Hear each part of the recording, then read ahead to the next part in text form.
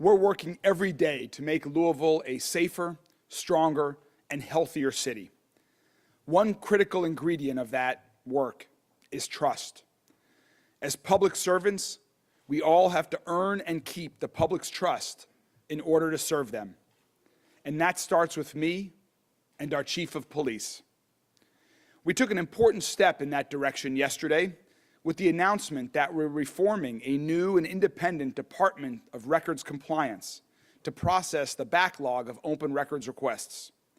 Today, we're taking another important step in that direction to strengthen trust and to let the community know that our administration is serious about transparency and accountability in city government. In March, the United States Department of Justice released the report it compiled following its investigation of the Louisville Metro Police Department and Louisville Metro government. This was a pattern and practice investigation, meaning that the DOJ was looking at the department itself rather than individuals within the department or individual events. Attorney General Garland and his team stood at this very podium and read selections of their findings. And they concluded that the vast majority of LMPD officers are good and honorable people who are doing this work because they want to serve our community, keep people safe, and help their neighbors. And that's certainly been my conclusion from working alongside our officers every day for 5 months. I thank the men and women of LMPD for their dedicated service. In their report, the DOJ did, however, identify specific incidents of misconduct where someone failed to meet their professional standards, or when LMPD itself, whether through written or unwritten means, created an environment that led to unacceptable outcomes.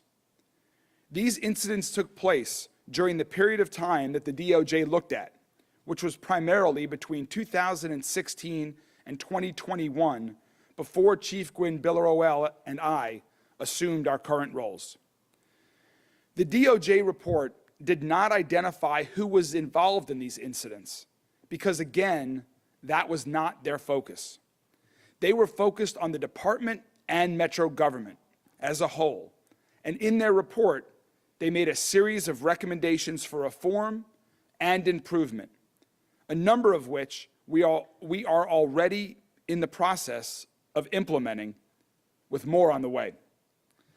But in hearing those accounts of certain individual officers, I had questions, the chief had questions, and the community had questions. Understandable questions like, what was the full story of these incidents? Were they investigated?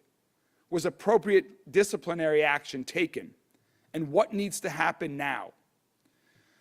So the chief, my team, and I asked the Department of Justice to give us more information so we could understand what happened in our city with our officers and determine what we need to do to continue building trust with the people of Louisville.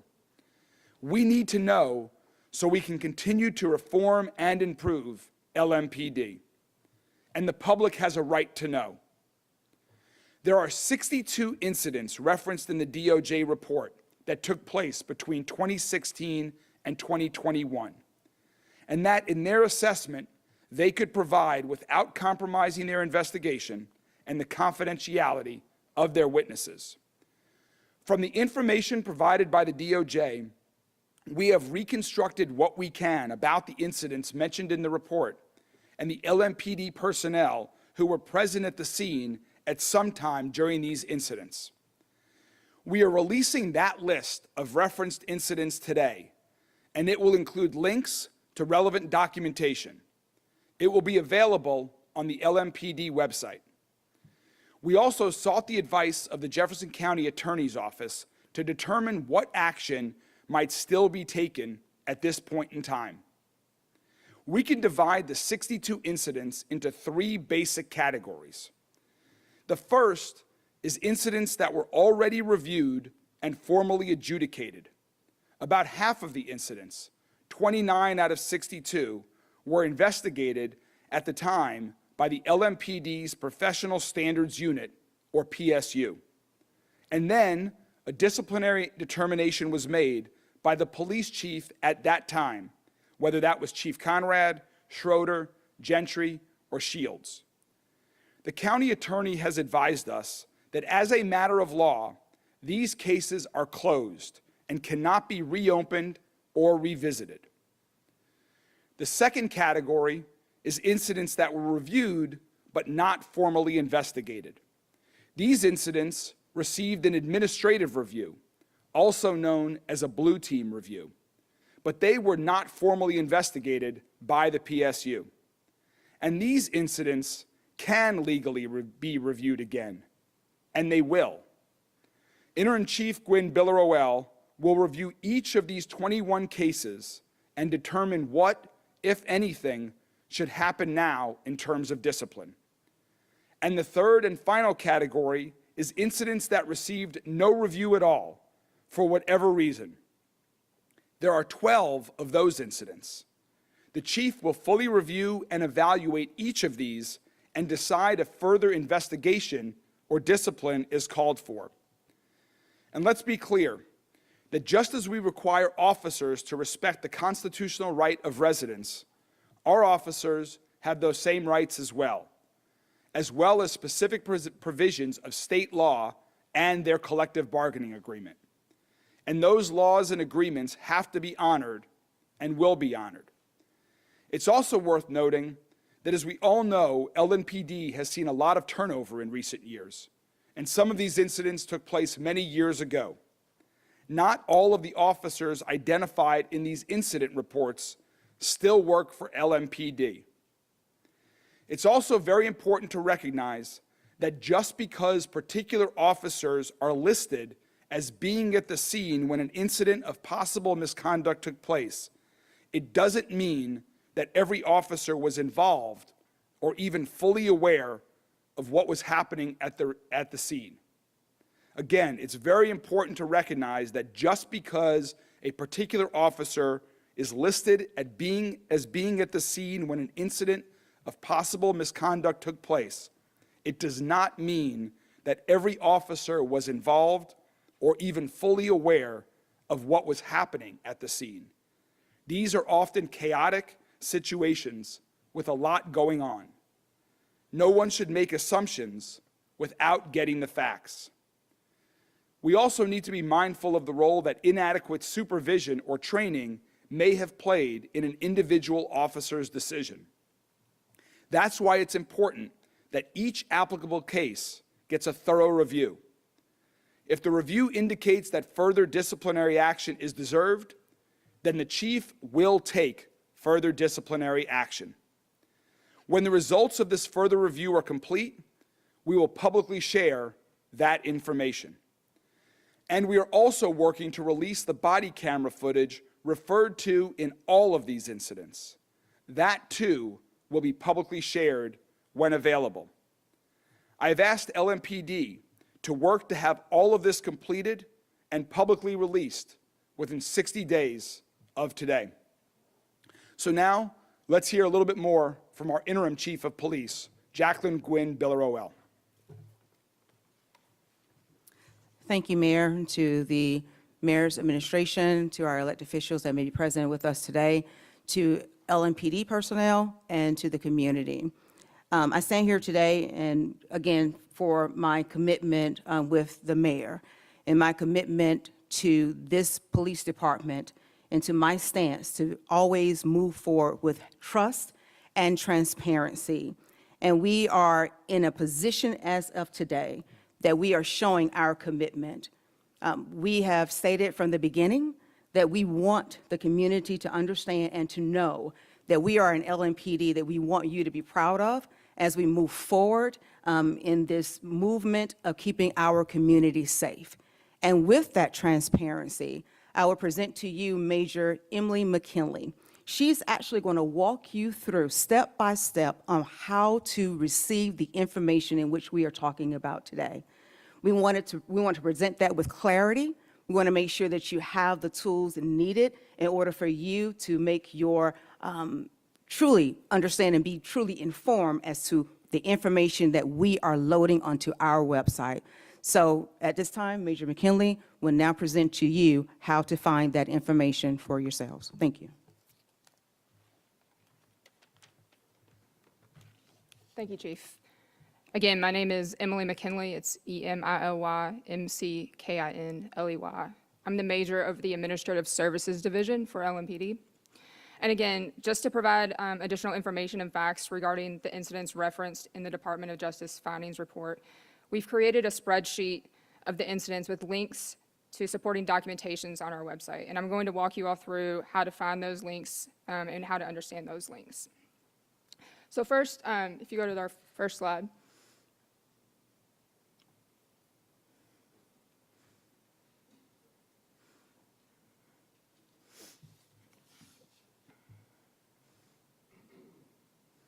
Okay, so you'll go to our public website. It's www.louisville-police.org.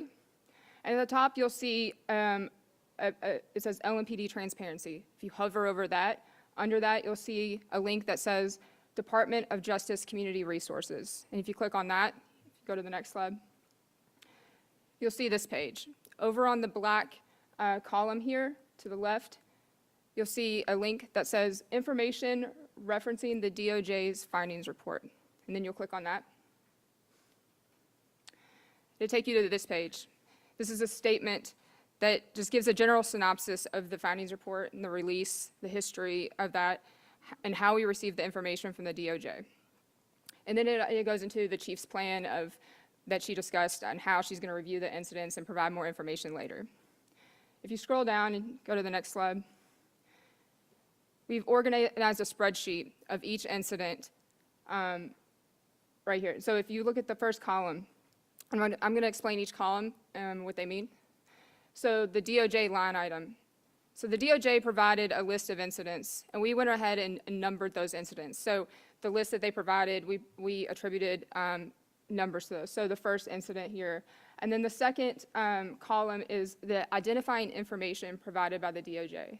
So when they provided information that we requested to identify further information on these incidents, this is specifically the report numbers or case numbers that they provided for us to go back and refer to and try to find more information.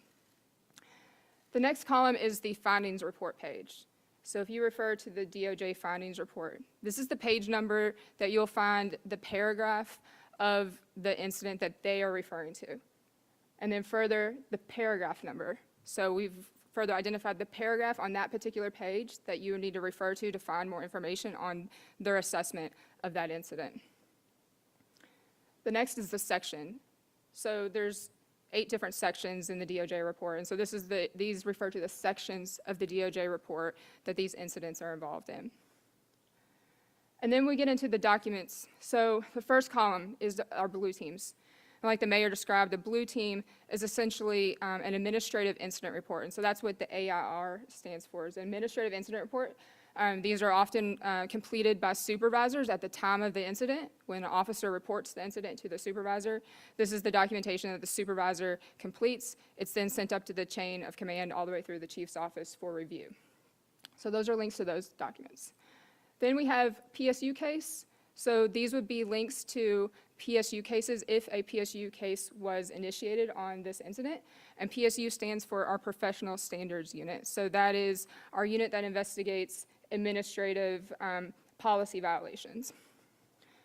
The next column is PIU case. So PIU stands for Public Integrity Unit. This is our unit that would investigate any sort of criminal complaint against an officer. So if there was a criminal investigation on an officer relating to this incident, you'll find the supporting documentation there. Sometimes you'll have both PSU and PIU cases. And then discipline. So the next column is discipline. If there was any discipline imposed by the chief at the time, there's findings letters here that were written by the chief to the officer that documents that discipline.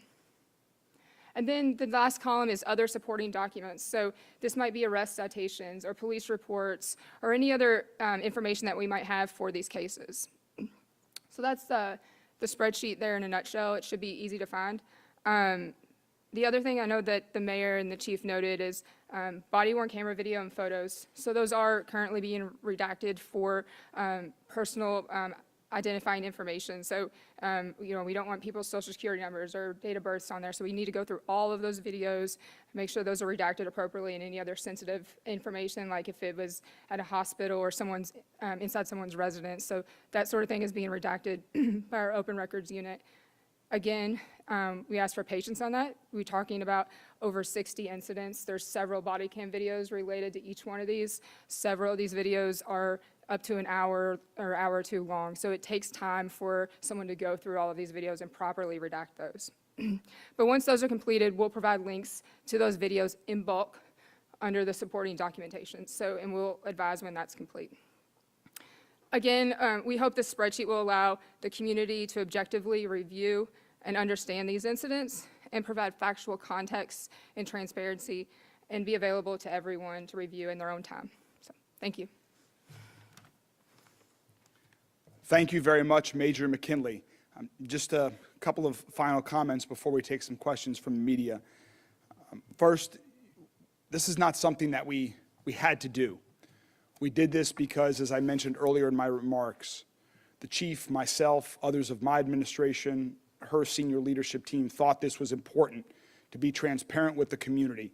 We don't believe that any city who has been presented with a findings report by the DOJ has done something like this before, trying to make it user-friendly so that even notwithstanding the vast amount of information that is here, individuals who want to know more can learn more. And so we are erring on transparency here. And also one thing, as Major McKinley mentioned, is in terms of like the different categories. So there are 8 different categories within the DOJ report of 8 different topics. And so we have these incidents are within each of those different categories. So for example, the first category is use of force. 14 of the 62 incidents are categorized as use of force issues. So that also helps to categorize it. And in closing, I just want to go back to something that we saw across the street last month in the Metro Council chambers.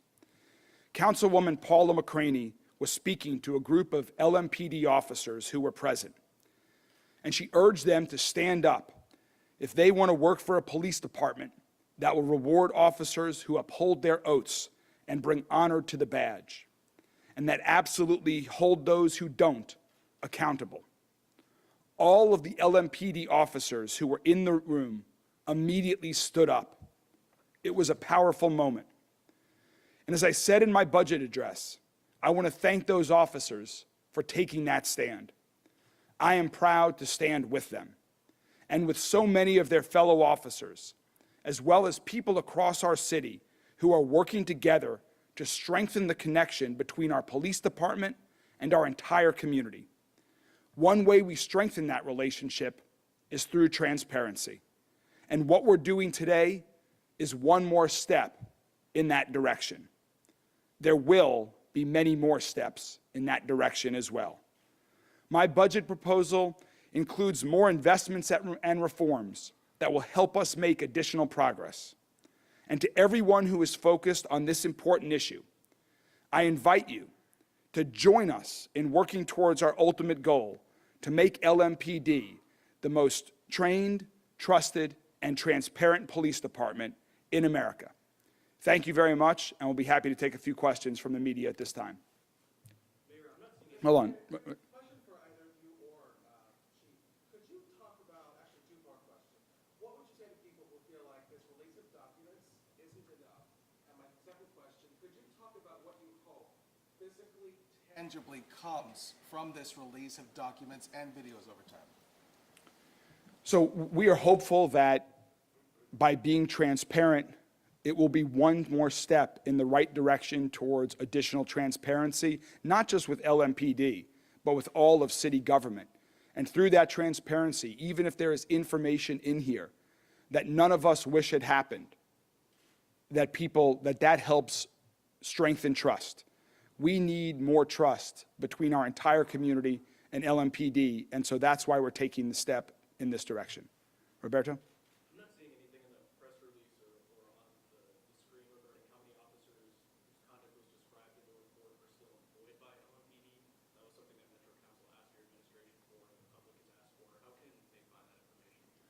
Well, again, as I mentioned here, the officers who were at the scene of the incidents that are referred to in these 62 incidents is contained within this information. And different officers play different roles in each incident, and that's why I made the comment about it being important to not draw conclusions without understanding everything that happened. We will release body cam footage that will have more information. Once, as you heard Major McKinley say, that is redacted.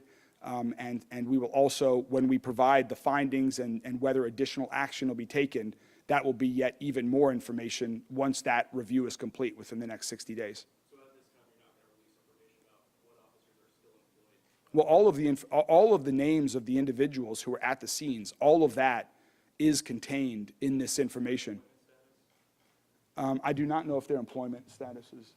Again, I'll reiterate what the mayor has indicated. So when we come back before you within the next 60 days, all of that information at that time will be revealed to you. And so then you will have that comprehensive data and information as to what my findings yielded, what is the path forward, and the information on the employment status of the personnel. Did you all have a conversation about the Police Bill of Rights? Was there any concern that this disclosure of information might violate Section 6C? And just, can you kind of talk about that? We believe this is all, consistent and permitted. Our challenge was that we didn't know every incident that was being referred to based on reading the DOJ report. Some of them we had a good indication based on the facts that were provided, others that weren't. This is information that we believe is public information that has the right to be disclosed at this time. Certain private information like dates of birth and social security numbers or things like that, as Major McKinley mentioned, have been redacted. You're confident it won't complicate any potential disciplinary or criminal charges down the line under the Police Bill of Rights? We do not believe it will. Josh? What do you say to somebody who looks at these incidents that can't be adjudicated again, that involved egregious misconduct or unconstitutional policing, and these officers are still on the force? I mean, people might have concerns. What would you say to them? If the chief would also like to answer that, that's... We understand that there will be people who do have that concern. It's important that we follow the law. We want to be transparent, but we also need to follow the law. We're asking all of our officers to follow the law. We're asking our citizens to follow the law. And so we do too. And given the stage that we're at with the passage of time and what previous administrations and leaders have made, we are forced to live with some decisions that were formally adjudicated in the past based on the legal advice that we have been provided. Will those officers be spoken to if they were, if, for example, if they thought their actions were justified or constitutional, will they receive counseling even if that's not part of a formal discipline process? See, within all of the investigations, we're going to be looking at policy. What was the policy at that time? What was the training at that time? In order to see where we are, what adjustments that need to be made. Because again, we want to follow best practices. And we want to be that national model that other agencies are looking to. So again, all of that will play a role in all of the review that we're going to undertake in this investigation. Mayor, what changes would you work to make in the law that is preventing you from further investigating those cases that are closed? That's the first question. And secondly, what about the judges? The 6 judges that signed the preponderance of warrants. Are those going to be named in this report as well? We've been focused on the areas within our administration's control. And so that is LMPD, and that's why we're releasing all of this information today. I certainly encourage the judiciary to take a similar approach towards transparency and addressing the issues that were raised with respect to the judiciary in the DOJ report as well. But we're focused on our administration. Okay, and this first question is, what is the administration going to do to work to change the law that would allow those closed cases to be investigated? We are not currently doing anything to seek to change the law in respect to this. Our focus is on moving forward on constant reform and improvement, not just of policies, but also of training, of ensuring that we have the right leadership at LMPD at all levels as we move forward, focused on recruiting officers, on the right training that they get, the right leadership throughout the entire, not just LMPD, but all of Metro government. The state law that we're going to be focused on changing is state law that we need help with to reduce the amount of gun violence on our streets. We all know that police cannot alone lead us to public safety, the level of public safety that we want. And so our focus in changing state law is going to be changing laws that'll help us reduce the amount of gun violence on our streets. Mayor, when the chief goes back and looks at the incidents that can be reviewed, is there a concern that you've just started working with the DOJ to update LMPD policies, and thus, when she goes back and looks at did they violate an LMPD policy, that policy still might be unconstitutional or still might not be a best practice when she's reviewing them? So we already have, the chief and her team have already begun to look at LMPD policies and certainly make improvements and updates on LMPD policies. So we will continue to do that. I'm not sure I followed the exact question. I'm saying, are the LMPD policies ready to go back and reevaluate these cases? Or do we need to update the policies before this 60-day period begins? We will constantly update policies, but the review is based on what the policy was at the time of the incident, which I know may not be satisfactory to everyone, but that is the way that the review, what was the law, what was the policy at the time the incident happened. As learnings come from that, we will certainly continue to make improvements. This is going to be a forever process, not just for LMPD, but for all of metro government. Did the administration specifically want this information out before making negotiations with a consent decree so that it can inform their decision? No, the separate parallel tracks. We wanted to get this information out as soon as we could. We had to ask the DOJ for this information. Again, I don't believe this has happened before in response to a DOJ findings report. We got the information. As you can tell from the information on the website that Major McKinley put together, it took a lot of time to then go through all of LMPD's data, to organize that data, to put together that website so that it would be more user-friendly for individuals that wanted to know the information. And so that brought us to today. But we do not control the timing of the consent decree negotiations. So we have not yet seen a first draft from the Department of Justice of the consent decree. We are still waiting for that first draft from them, and then negotiations will begin once we receive that. And just a follow-up, is this to show good faith, though, to an extent to show that you're, creating the culture to the DOJ before those negotiations even begin? My hope is that the DOJ has seen, ever since I received the first call as mayor from senior leadership at the United States Department of Justice, and said, we are prepared to cooperate, we are ready to cooperate, we want to cooperate, it's the right thing to do. The chief of police supports cooperating with you and working together, and so this is just yet another indication of that since that very first call they made to me as mayor. As far as the incidents that have already been reviewed and closed, are you all taking the stance that the DOJ should have never mentioned those in the report? No, that is not our position. Our position is that we are releasing that information today. It's just because of the way that the law is, or the collective bargaining agreements are, that we are unable to take further action, but we are disclosing all that information in the interest of transparency. A question about public expectation. All of these incidents made the DOJ report for a reason.